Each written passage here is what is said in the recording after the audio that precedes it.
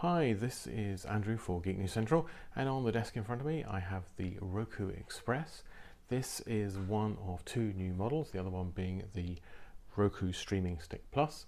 These are new to the UK. We haven't had these ones, and there's been a bit of an absence of Roku bringing new products to the market within the UK over the past, I think, year to 18 months. We've been relying on the Roku 2 and Roku 3 models, so it's good to see Roku coming back to the market. So this is it's the Roku Express, which is relatively inexpensive. I think it's just under £30. I think it's £29, and this is very much aimed at those people who really want the entry level, or they don't have a particularly fancy flat screen TV, and they want to be able to stream from Netflix, Spotify, all the iPlayers and those kinds of things. So it's very much priced competitive. It's very competitively priced, I think. So let's get it out of the box and take a look. Okay. Let's try this at home, as they say, kids. If I can get it in here. There we go. That's it. So, must be a sticker somewhere else. Yeah, that's the one down the centre too.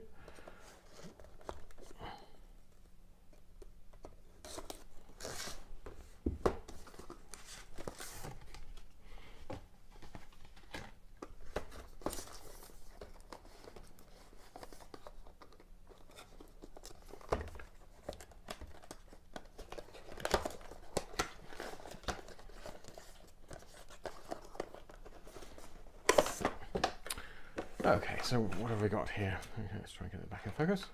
Back in focus, please. That's a bit better. Yep, there we go. So we've got the Roku here, and you can see, those of you who might be familiar with previous Rokus, they were kind of more little square, more rectangular puck style. We've kind of got this sort of, I say it's a bit like a Nintendo Switch controller. And we got the remote control as well. Oops, that wasn't a good start.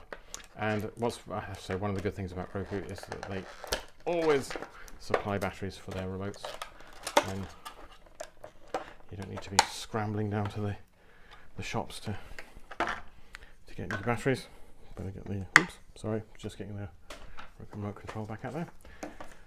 So we've got the instructions, and we've got a USB power supply for it. They uses I don't know if you can see that, but that's the micro USB style connector. And always a nice touch as well is that you get your HDMI cable as well. There's no, it really annoys me, so much AV stuff you get it out of the box, and there's no HDMI cable. So a big thumbs up to Roku for doing that. I don't think there's anything else in the box. Yep, that's it. Okay, so. And also in the box there is a little piece of, I'm guessing this is going to be a piece of something sticky, yeah. So you're going to stick that on the bottom there, and you're going to stick that on your desk, so that you can make sure your remote control is pointing in the right direction. This is, as far as I remember, this is an infrared remote control. It's not a wireless one, so I think you do have to have line of sight in order to be able to change the channels on your Roku and all that kind of stuff. Okay, well. Look, I guess just to have a quick look around here. We have got our HDMI, you've got your micro USB slot, there's a little reset button there. I mean, unlike some of the previous models, there's no capacity for micro SD cards or for USB keys.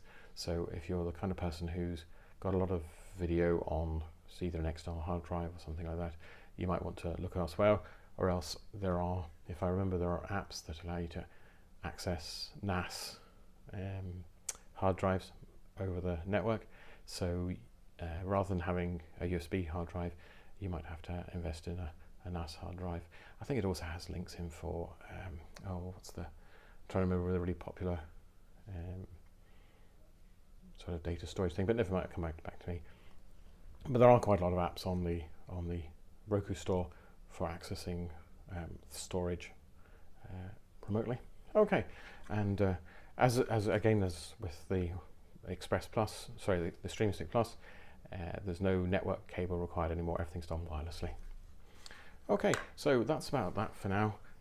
I'll get everything together and we'll take a review of the operating system or of the Roku in action a bit later on. Okay, thanks very much. Back soon. Okay, so here's the Roku Express all set up. You've got the HDMI cable here, and you've got the USB cable there.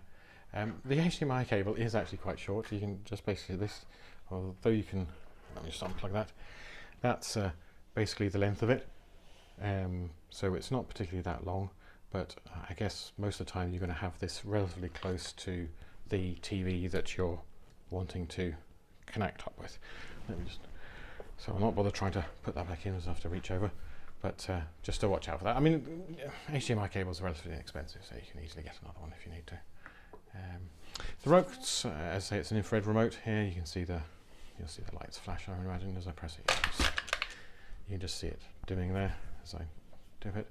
And the remote has a couple of hotkeys, if you like, for, I think it's Netflix, Red Bull TV, Roku TV, which is, sorry, just hold it so it's in focus. You've got Netflix, Roku TV, and Yup TV. No idea what Yup TV. I know about Red Bull TV, Netflix, and Roku TV. Okay, we'll have a look at the interface in more detail in just a second.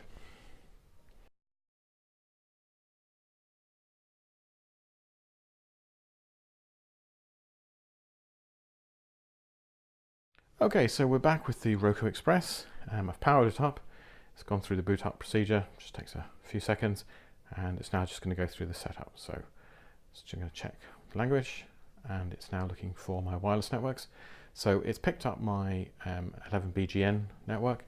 The Streaming Stick Plus has the 11AC on it. So if you're interested in high performance, then you'll need to look at the Streaming Stick Plus. This is just the Roku Express. It's just a standard HD, so the 2.4 gigahertz stuff should be just fine. Now you do have to put in your password for your wireless network. It's a bit faffy in that you have to scroll backwards and forwards.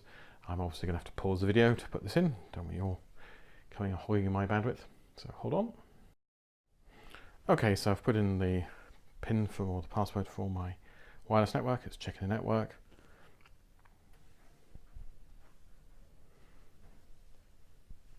And okay, it's going to do an update.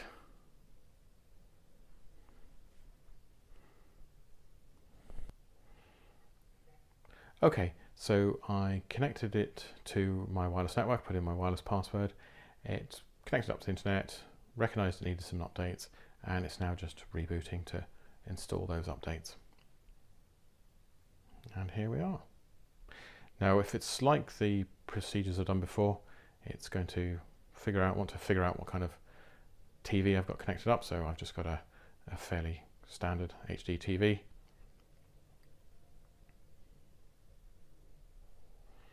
Yep, that looks good.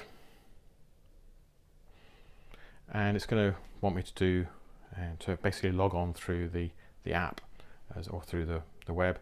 So it's definitely much more convenient rather than trying to use the remote to put in your username and password. Hold on just a second. Okay, so I've done the update on my tablet, on my PC. So it's now loading the channels that are already associated with my Roku account onto the Roku Express. This is great if you are already a Roku user. Effectively, it seamlessly transfers any of your channels across. It just takes a few moments to do. So, but it rattles through it rightly, as you can see. So we'll come back once it's finished updating all 50 odd channels. Right, well, we've updated all the channels on the Roku, so we should now be able to get going. As I mentioned at the bottom of the screen, there is a complimentary app that allows you to do all the kinds of things that you'd expect, and change channel, choose new channels, all those kinds of things. So let's just have a wee look through. These are all the channels that the Roku has. As I say, these were preloaded from my existing account. So we've got things like BBC iPlayer. Just check how they go. So this is the first time, looks like it's loading it up. The way the Roku kind of works is that it has memory in it, which allows it to cache some of the apps or the channels, and the most popular ones stay in memory. The ones that aren't so frequently used get pushed out. So over time it learns which are your, if you like, your favourite channels and keeps them in memory and throws out the ones that aren't used so often. So flicking across, so here's all the usual iPlayer stuff from the BBC. Looks good. And we've also got things like Netflix. You've got the Roku media player. If you do have a NAS or you want to play stuff from storage on the net, on your own network, that's the one to use. You've got the likes of YouTube. Again, when we start this up, you'll probably see it loading it up. But as I said, over time it learns your favourite ones and keeps those in memory. So just to show you that, once we've had a quick look at YouTube, we'll go back to the BBC and check that it loads quickly.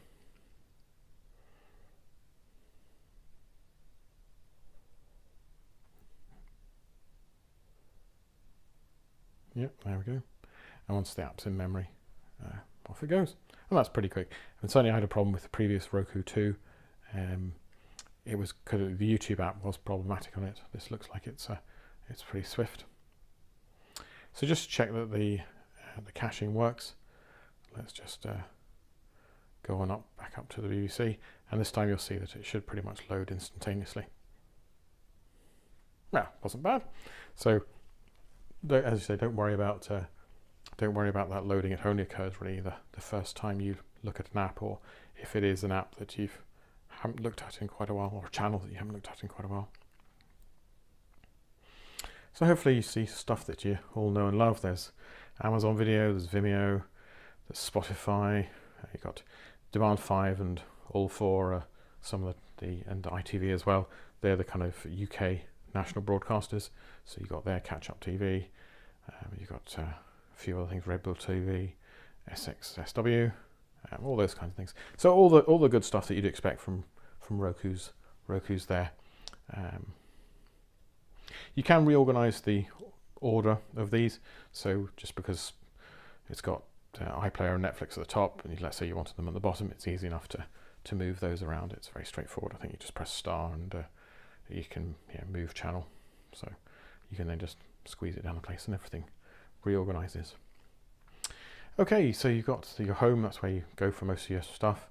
You've got your feed, which kind of shows you what's going on in your feed, and any movies you might want to watch and all those kinds of stuff. Search allows you to look for anything, whether it's a movie, a TV show, actor or director. It's pretty good actually. It's quite good at finding stuff. And you've also got your channels. So this is where you'd actually go to pick up new stuff. Well, not new stuff. New. When I say new stuff, I mean new to your channel. So if you're looking for new to your stream, if you're looking for a new channel, you can come in here and look at things like the most popular new, all that sort of stuff. Plex, that was something I was trying to remember earlier. There is a Plex app on Roku. So I quite often come in here just to see what's hot. What's new is also quite good. You can basically scroll through any new channels and pick up anything that takes your fancy. And finally, in settings, you can go in here and just make sure that everything's working. So you're going to look to see what display types are supported. This is the entry-level model. As I say, it's only a penny under 30 quid. So it supports the HD stuff, but it doesn't go to 4K.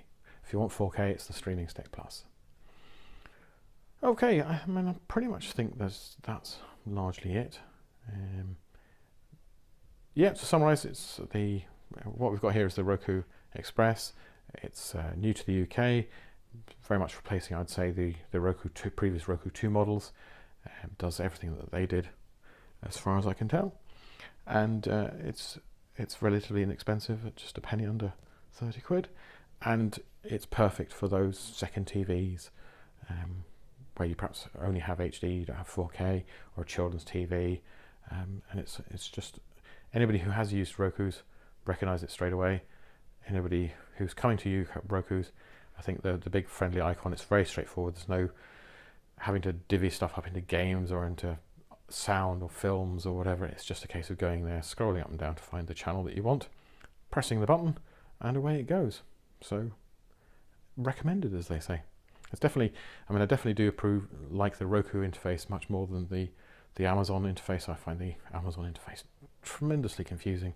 I mean, it has everything beautifully categorized, but just when you want to get in there and find something, I just find it annoying, shall we say. Okay, well, look, that's Andrew for Geek News Central with the Roku Express. Thanks very much indeed.